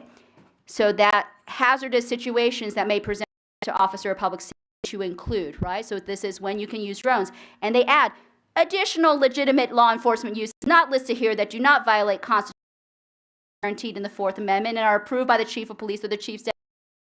I am not a history major, but I think there's more amendments in the Fourth. Certainly the first and the second would apply in this. There's no discussion of the First Amendments in this policy, which could be misused with the drones. And any additional legitimate, who is deciding what are the criteria? This is the problem with the entire draft. I read the Oakland draft many times because I read it last year. The Oakland draft is far more specific, and they have an extensive drone kind of a drone ability. And this one's longer because it's filled with nonsense language to distract from the concrete situations that you're going to need to be able to enforce it. One comment I made is that this is going to be very, very, this is just like, it's written like, oh, as long as we mention the Fourth Amendment, as long as we process, as long as we mention all these legal terms, then we're covered. No, this is not a use-friendly policy for officers. They need to know on the ground, when can they launch the drone? What is the chain of command? What are the things they need to protect all the constitutional, like what are the criteria? None of that is listed here. This needs to go back, hopefully not to the policy committee that already made this and stamped it, with no critical analysis. So I'm telling you, G needs to, I make an additional amendment that 9G be removed. And there are other things that are in contradiction because Mr. Van did not have a reasonable conversation with me, and I asked specific questions about this. He did not respond to my questions, and it was only I applied through our professor lawyers and through the community that he is willing to concede on this 9G. Please don't interrupt me. That's time. I want All right, 9G also removed, but that's I'm Okay. making Thank an you for your- amendment to that. Your point is well taken that we also need to consider removing 9G. Okay, please don't interrupt. Don't interrupt our Wait, meeting. wait, let him do not speak. interrupt our Let meeting. him speak. Okay, that's Let him speak. officer. Of the FA. Like seriously, you can't speak. This is the commission To is use. meeting. You have to. Okay. You also So- have to. No, I don't care. Shut down the meeting. So- If you remove FA, you have to actually say what you protect. All right. It's Would you like to clear. You comment? cannot. It's not going to be All right, resolved by Commissioner removing Rodriguez. FA or anything. It is. You don't even understand the policy because you haven't read it. Most of these have. Look at them looking through it. They don't even know what we're First of talking all, about. I read it, so I have a comment that, a You statement have was to stated protect- that the police will be making decisions when my understanding policy will be that their leadership will make the calls and that they're not going the calls. They have to execute it up the I chain said of the command. chain of command. but Up they the are chain of observers. command. What are the Command. we're gonna So I let think that's Commissioner something Rodriguez to finish her note. I comment. think that's something very important to note because ideally on that leadership to have experts know about the first, fourth, as well as another comment I would like to make for the public that they are going to keep their reporting on these instances and they're going to give them to the commission. So ideally, I was learning process. Nothing is perfect and no draft is perfect. No. So Nothing there is some perfect. things that we But can. we're going to Commissioner surveil. Rodriguez No. Of course, So we will. There are see how it multiple goes, amendments. and then- This draft should not go through. There's multiple then amendments that we have to be see made, including the needs to data be improved. retention. But I think You it's have to important this to know draft. issues. Or do you want to be embarrassed by the DOJ when you send it to them again, just like the DOJ hearing process that any other comments from any completely other showed the commissioners? incompetence of this commission? are there any other comments? I will just 30 say for day. the No, we Okay, are so not are there any passing other this. comments? Listen to the public. We've read public. this policy. You know, we're not Cal, going to call you the wanna- vote on this. You will not call Okay. the vote on this. We're You're gonna call having for the vote. retention. You're having a retention We're calling for schedule the vote. that is going to allow 30 days of retention so the division can target protesters after a this is unconstitutional. You've not provided this amendment protection. Aircraft systems with the amendment to eliminate section F. This is completely unconstitutional. You are criminally negligent in doing this. You are negligent. And all of you that vote for this, be responsible for this. I'm serious. There's going to be protests in January because of the inauguration. You are endangering people right now. You are endangering Are we in people the with middle this of the vote? policy. Do you have to? Why do you have to? Why do you have Commissioner to Commissioner Benito. work on it? And look at that. He Commissioner yielded. Chura. He yielded because of community pressure. Commissioner you have not Donaldson. vetted this with the community at Commissioner all. Early. Aye. Commissioner Kennedy. Oh, she's abstaining because she knows how bad it is. Rodriguez. Aye. Commissioner Blair. Did you call me? Commissioner Wong. We need a Commissioner Reed. lawyer in here because there's no Commissioner lawyers. Zayed. Are there To the any chair. lawyers in here? Commissioner No. Reed. Stop this right now. Stop Motion it. passes. My vote. Call my vote. I want to be on record. I will record and I will more no votes from the community that What just is your showed up. vote? What is your vote? No, and the community There's your votes no, vote. so I think they have a pretty substantial vote on this too. You have 9 people opposing this policy, and you're passing it with 2 little deletions that would not have even been made if I didn't make any. For no, the record, what was the it vote? is 9 completely. yes, 1 no. So what are we removing even? So What for is the the- actual? Just what so is we the can actual keep T an vote? accurate record, there's a no from Commissioner Wong, there's an abstention from Commissioner Kennedy. Our yes, motion passes 9-1-1. Great. So what unrestricted use of the policy would like to- worse? You what I- made the policy worse now by removing without completely completely responsible for this. Okay, so Oh what my I say to God, the I public can't is, even what we believe actually just voted.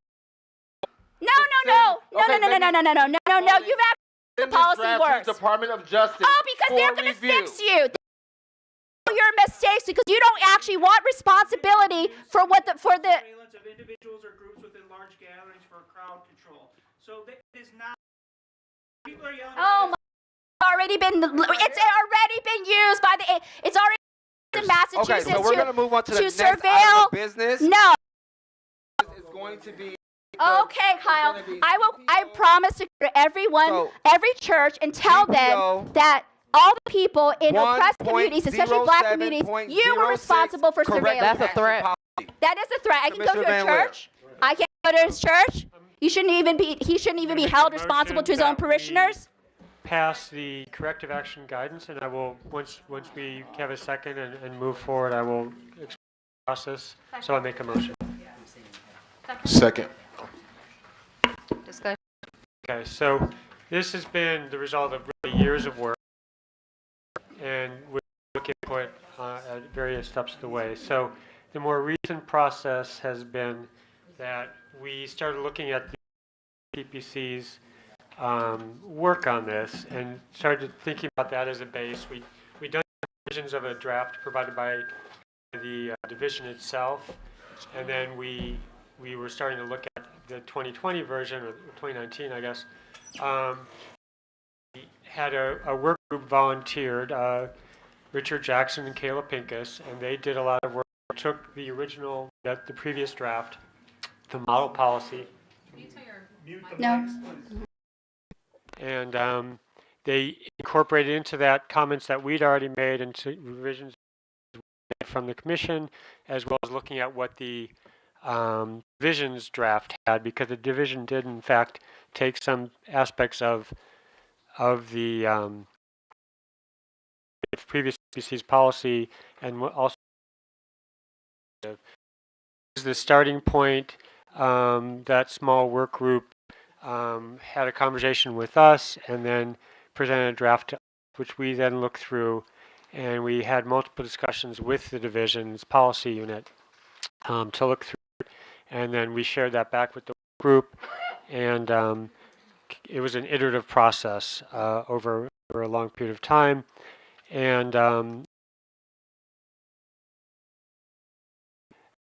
it's okay if I call you out. I shared it with Commissioner Chura over the weekend. I did not send it out as soon as I'd planned because of just wanting to give him a chance to do that.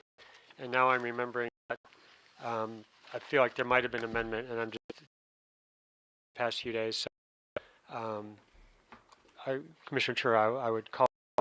We had that discussion. You raised one issue, and now I have to look at my draft. Do you remember what it was? It was about, the Yeah, the FOP, right. FOP, yeah. Did we end up, right. The commander. Sorry, I think the events of the past few days with reporters showing up my work and such. Yeah, thanks. What page are we on? Section 10 of the framework. Section 10? Yeah, I think it was in the,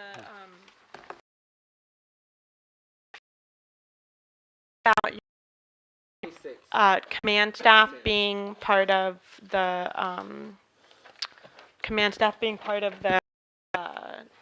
fairness committee.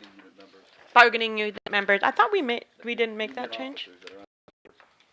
Yeah, so there was a concern about making sure that bargaining, change was made, making sure that bargaining board members, so that they might not be on the full, but they might be on the. This was under board Fairness and bargaining. Consistency Committee. Yeah. Right. So what we said in that section is on page 11. Thank you for refreshing my memory. 3 members appointed by the chief of police. The chief must, this is for that will look in a double-blind setting at the discipline that's being chief solicits one Cleveland police representative from each of the following non-bargaining associations: the Black Shield, the Hispanic Police Officers Association, and the Greater Cleveland Animal Society. They have to be, if one or more of these associations declines committee membership, the chief appointment with an officer who is currently on assigned to basic patrol holding position of patrol officer 1. And no members of the division who serve as bargaining board members may represent the division on the Fairness and Consistency Committee. So that's the change that we made based on the comments. And we'd also the original draft of this had planned members, the Public Safety Inspector General, and potentially others like somebody from the CPC, the CPRB, and Human Resources from the city. And it was clear that a GPO can't really govern other entities, so we removed that into an optional situation.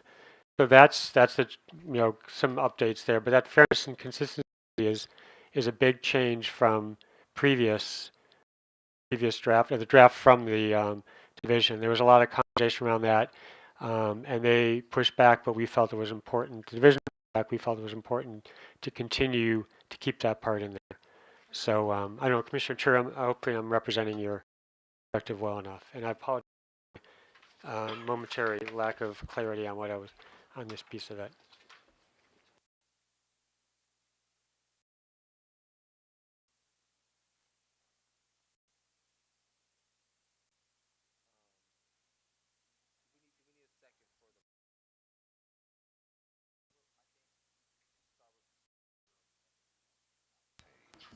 Yeah, I just want to say that this corrective action, GPO, big kudos to the previous commission for the work that they did on this, and all of those who worked from the community to even the police department to collaborate and partner to get this done. I think it's a great example of unity built before and do the legwork. This piece of legislation, or GPO rather I should say, is very important as we close out the year. So I encourage all of us, as I am, vote yes on this particular policy. Thank you.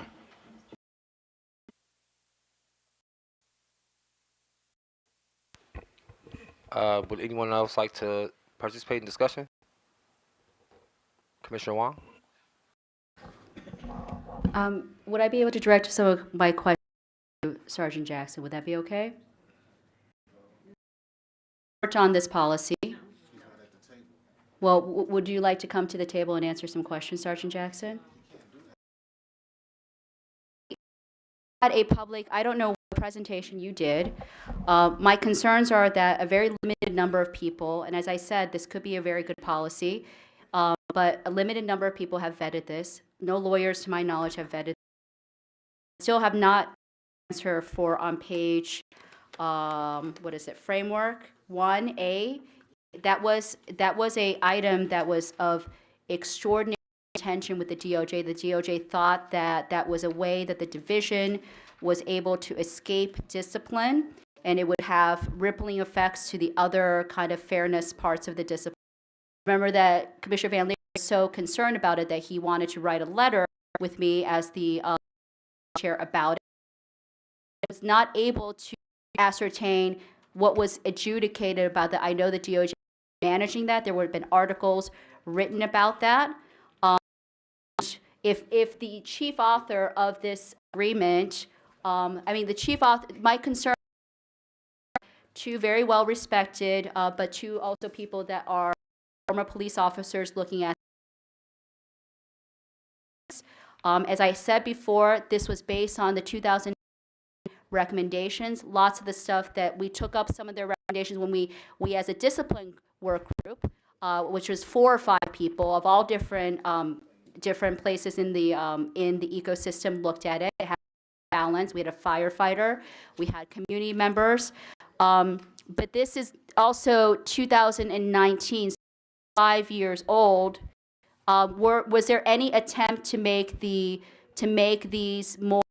This may not capture the actual discipline system, and that matters for the matrix. I see a lot have been, the discretion has been eliminated. But again, since not receiving this before 48 hours, it's hard to discipline. This is the main GPO for discipline. And again, as we saw with the GPO for the drone, there were multiple concerns in the community. The community didn't even know about this until they knew about this because Mr. Van Leer sent out that last week, but they only knew about this yesterday.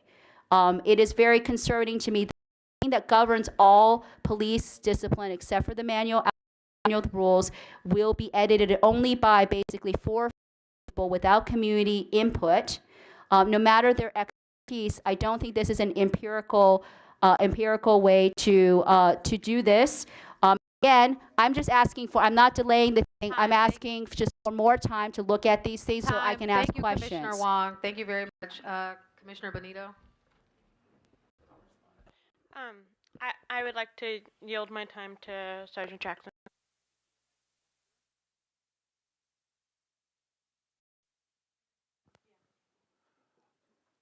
Yes, thank you for the time. To the chairs, I'll address any directions that you have about the policy and only the policy, nothing about person.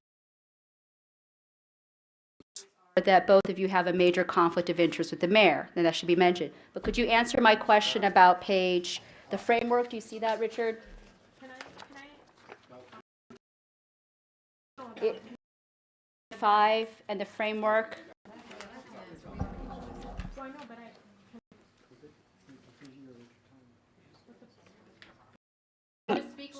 Page 5, yes. Question. Section 1A.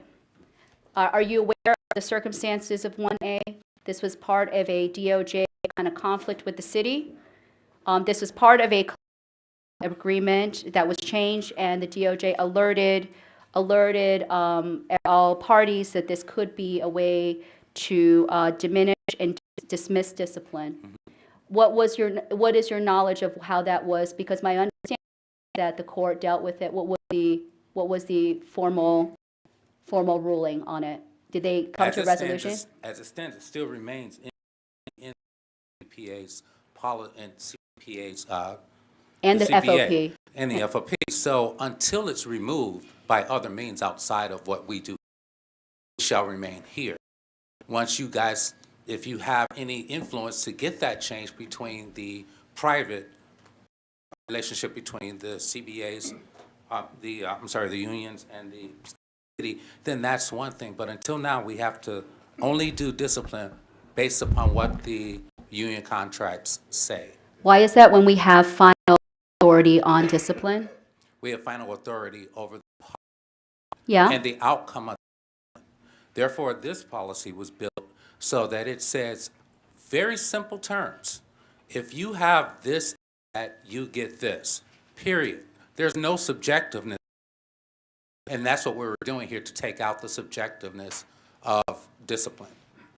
So I'm not understanding. So the DOJ's concern was that this was that getting this letter of instruction, non-disciplinary letter of reinstruction, was a way to escape discipline. Are you saying that the DOJ has not pursued this? We didn't pursue this because it was conveyed to us that the DOJ would be handling this. Are you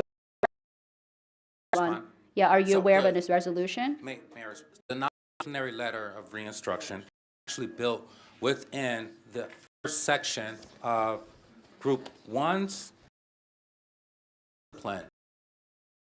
I understand the nature. I understand that non-disciplinary letters exist. I've read about them. Oh, I'm sorry. Right here on page 7, or I think it's 7, where it says violations. Here, hey, non-disciplinary violations. So it tells you that violations. Yes, thank you, Mr. No, because he's not answering my question at all. It's not about the nature. It's about the fact that there is. This is one of the most important. What are you doing? There's more than one voice in the room. So it doesn't matter. I'm getting a question. He has not answered the question. Allowing officers to escape discipline, escape any, like, it affects the discipline, explains all the entire discipline system. part 1A from the framework to explain it so that everybody understands what this section is saying. This section is saying that in the current CBA, which Commissioner Wong is correct, there's been some back and forth between J and the city. However, the CBA is still intact. And if the CBA changes, then we can address it at that time. But just to even make clear what we're fighting about right now, what this says is if, and this is what is in the CBA, and it is quoted, so it is clear this is coming from the CBA, is that if there is an investigation that is either an internal investigation or coming from OPS, that was, and during that investigation, they found, let's say that there was an investigation for 3 violation. I'm going to randomly choose one of the group 3 violations, which would be, sorry, wrong part. So one of the, randomly, I'm going to random, just for the sake of being able to explain this as clearly as possible, one of the group 3 violations, I'm so sorry. The group 3 violation, discrimination and biased policing. So let's say an internal investigation on discrimination and biased policing is happening, or it happens through OPS. If in the course of Violation only. no, let's not at investigation, an additional violation is found that is a group violation. For example, tardiness. It was found that while the officer was being investigated for discriminatory behavior, they were found to be or late. In that case, then the group 1 violation would result in reinstatement. The discipline would move forward as all of this lays out. Not saying that any group 1 violation becomes a letter of instruction. That's not what it's saying. What it's saying, I am explaining that. I am explaining that to the group, and so I am less concerned now. This is in the CBA. We have a lot of questions about if Final authority. we have final authority, and when You are outside of the CBA agreement. You're outside of arbitration. If you choose to be, you're just conceding all of these I am not points. conceding anything. Thank you. What I am saying is we are talking about a group of minor. This is a group of For the establishment. This is a group of more minor violations. We have 4 groups, and you have a non-disciplined group, and then you have a group 1, which is the most minor group. Saying that if that happens, then, and that's found during another investigation of another issue, that then they're not going to, they're going to do a letter of reinstruction. I think in the grand scheme of this is a very minor issue, and the DOJ highlighted. It's a minor issue. My God. You can just cut me off, but look, this is as negotiated by the city of Commissioner Cleveland Wong, and the 2 Commissioner police Wong, unions. One moment, you're not been unions. acknowledged. You have not been acknowledged. I don't Just care please. because you guys are affecting the discipline system. As negotiated by the city of Cleveland and the 2 police unions, the proposed amendment would Jason change Goodrich. the union CBA only a non-disciplinary group 1 during an investigation by the Office of Professional Standards that was not subject of the original citizen complainer investigation as long as the accused member does not have current discipline of the similar nature. That is actually what that has not been adjudicated. Here's the situation. I've been working on this with the president and this commission for going on 5 years. This language is cited from something that is outside of our control. It's irrelevant to the issue of this policy. This is not your. Commissioner Wong, through the chairs, is correct that you have final authority, right? But this is how the division has to follow, and the division does have to follow the CBA. If we don't like the CBA, change the collective bargaining agreement and council to do so. This passes tonight. It has to go to the Department of Justice. The Department of Justice will address this. They have addressed it in the court, and this is an open issue between them, the division, and the CPPA. This is not our fight. We have weighed in on it. We agree with the DOJ stance, but take is irrelevant to the work that's being discussed here. The more significant things in this policy, first time there are things that the community has screamed for, and that is presumption of termination of Group 4, which is a newly created group where if you are charged with a Group 4 offense, the presumption is if you're found, only one outcome. So no longer can a suspension substitute for a termination. Huge. The commission started that, right? So that is things that are in here that are being carefully pulled from to argue about something that they have no control over right now, in my opinion. This is something that officers years ago came to us, and the misinformation that there wasn't community input. We had a wonderful group of experts, labor law attorneys, HR people, representatives from all of the police associations and unions almost at the table to craft what the core of this policy. It's been a long time coming. But when we first did it, it was a recommendation. For the first time, the citizens have the will be. And it's not just for the communities, for the officers too. Officers were involved in overhauling this because they come to us for years, and said the discipline system is not fair and consistent, right? It's arbitrary. They get targeted. There is just no one person does the same thing, and the outcome is different for two different officers who are being charged with the same thing. This corrects all of that. It's the most significant piece of work in the past 5 years.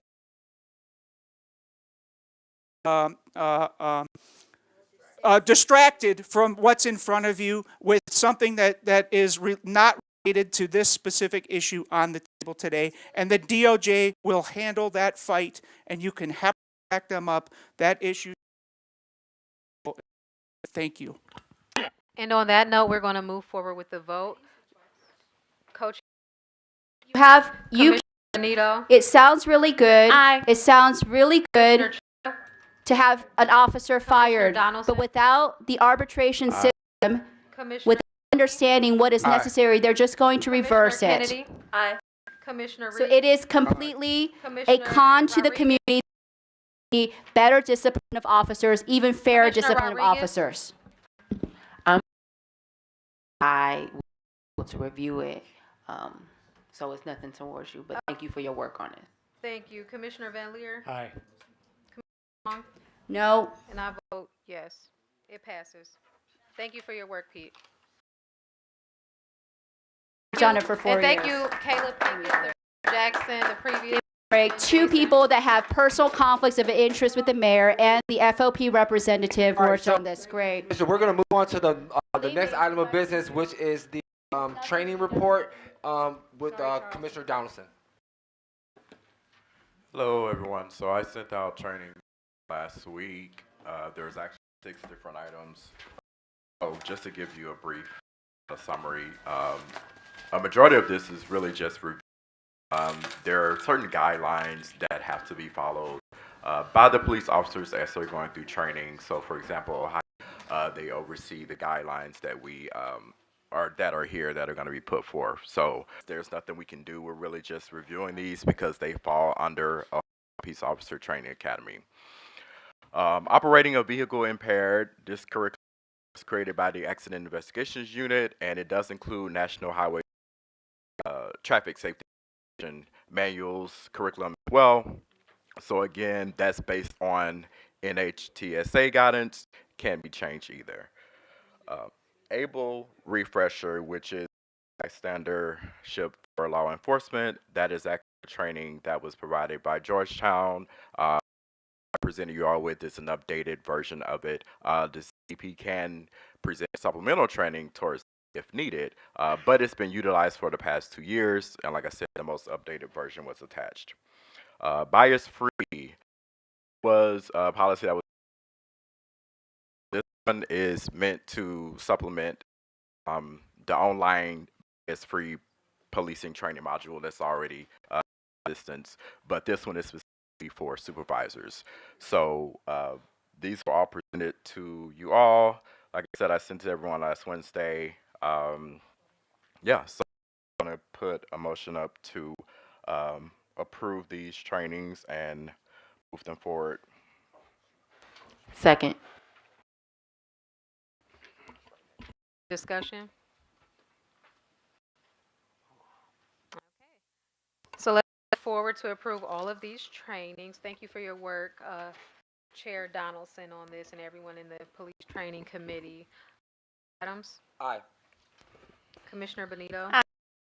Shura? Aye. Commissioner Donaldson? Aye. Commissioner Early? Aye. Commissioner Kennedy? Aye. Commissioner Reeves? Aye. Commissioner Rodriguez? Aye. Yes. And passes. Thank you very much. Yeah, we do have time. We don't have anything else on the agenda, so we have time for additional public comment if anyone would like to say anything. Uh, oh, yep.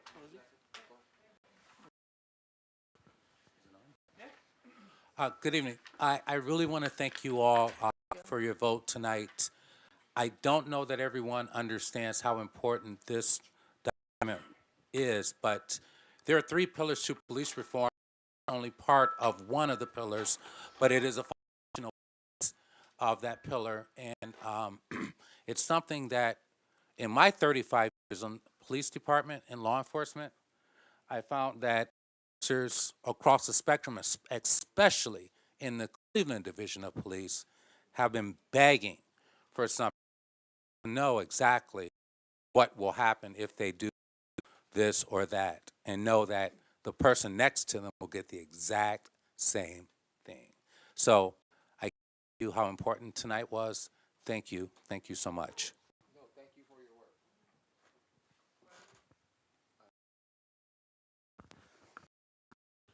Hi, Rosie Palfy again. I want to thank you all for your hard work. I want to thank the community members, retired Sergeant Richard Jackson, Caleb. I'm really grateful for some of us have been doing this since 2015. We saw the old commission. We see and it's just really hard when people come on board 18 months in and don't see all the work that was happening earlier. I commend Commissioners Benito and Van Leer for their hard work. Earlier this week, under Commissioner Van Leer's leadership, held a meeting with Albuquerque and Durham, North Carolina about their care response programs. So some really critical work. Who is Commissioner Benito, Mental Health Advisory Committee liaison. And, you know, with all due respect to Mr. Charles C. and his colleagues, it is a travesty that the monitoring team, first of all, I have to say this, Mr. C gotten a raise in 8 years, and that is a travesty. But the thing is, he is one member of a team. Understand, I know that they have limited ability, but this needs to be in the next monitoring team report. The fact that the city has allowed this horrible situation to continue, all of you have been abused, and it's just not right. So thank you for your commitment.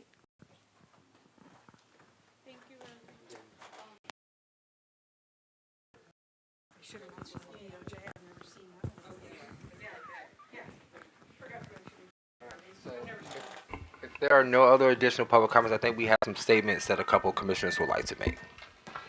Thank you, Chair Adams. This is my last commission meeting. My term is up on December 8th. And despite what many people have said about internal fighting and the relationships within the commission, it's been an absolute and an honor to work with the vast, vast, vast majority of the commission.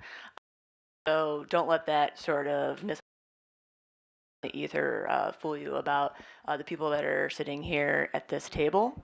And I'm still obviously committed to this cause, also in many other ways, and to be supportive of this work moving forward. I'm really excited to see what the new batch are going to do, and I'm here just holler.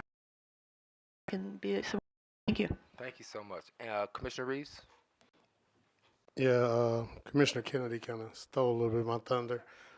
Also, my last commissioner meeting, and I was so honored and humbled when I was selected to be on this commission.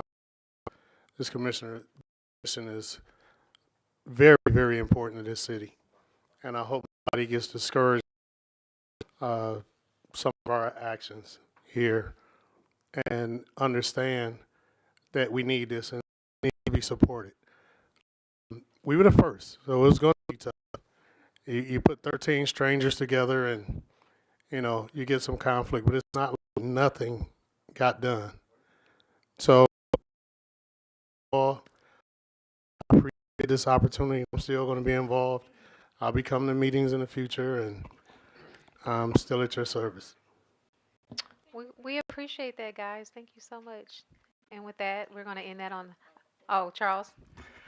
So this is also my final meeting as well, and what I will say is that this commission I joined because I wanted to be a part of something that was bigger than I am. Right, I wanted to feel like I made a difference, involvement in what was happening and what's still happening in the world as it relates to police enforcement, community engagement, those type of things. So it has always been being here in this city, my character as I am and who I am, and I never wanted to change on this commission. I've said like pride he doesn't talk much. Well, it's because I serve. I do work behind the scenes. I have conversations with people, and that's what I did. I feel like every one of you I have talked to on a personal level, and that's the one thing I'll say. So yeah, for the next commission, it would be just please stick to the work. Also realize that the political landscape is changing, and that commissioners or community oversight commissions, however you want to say it, may not even exist, right? So we have to take advantage of what we have now, and we have to make sure that the work